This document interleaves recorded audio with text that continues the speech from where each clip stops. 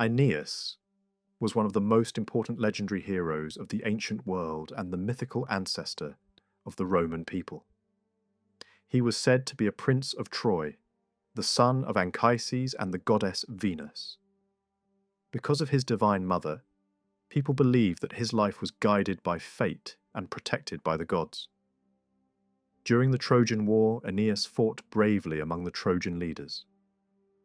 In the stories of the war, he was not the greatest warrior like Achilles or Hector, but he was respected for his strength and courage. Several times he nearly died in battle. Yet the gods saved him because he was destined to survive and found a new nation in the West. The turning point of Aeneas' life came during the final night of Troy.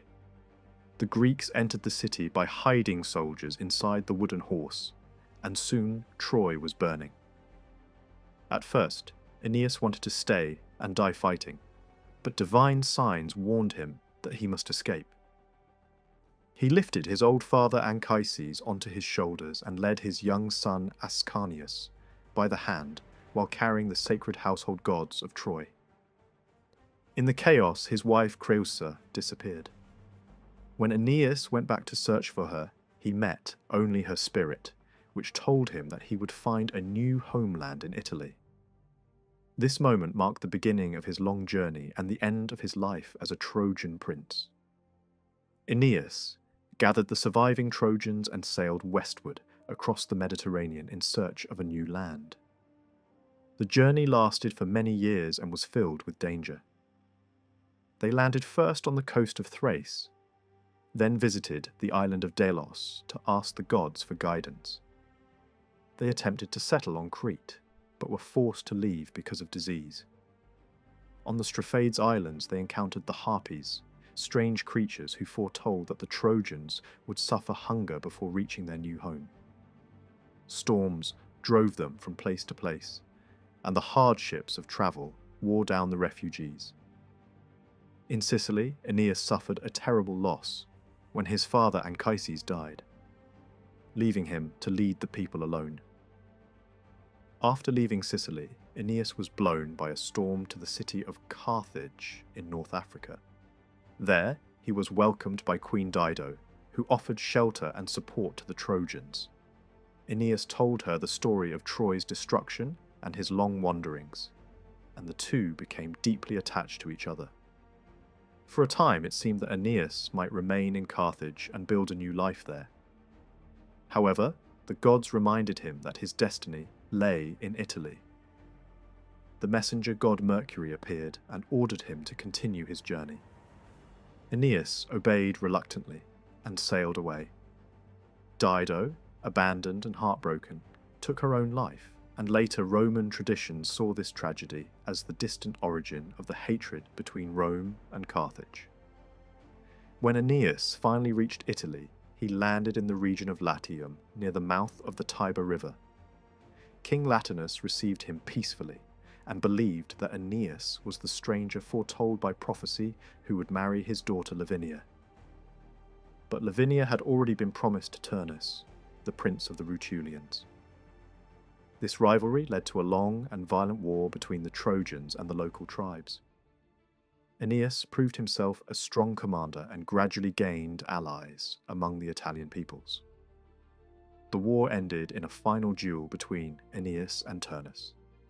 Aeneas defeated and killed his rival, securing a place for his followers in Latium. After the war, Aeneas married Lavinia and founded the city of Lavinium. His son Ascanius, also called Iulus, later established the city of Alba Longa in the Alban Hills. From the royal line of Alba Longa, many generations later, were born the twins Romulus and Remus, who founded the city of Rome. Because of this tradition, the Romans believed that their people descended from the Trojans, and that Aeneas was their earliest ancestor.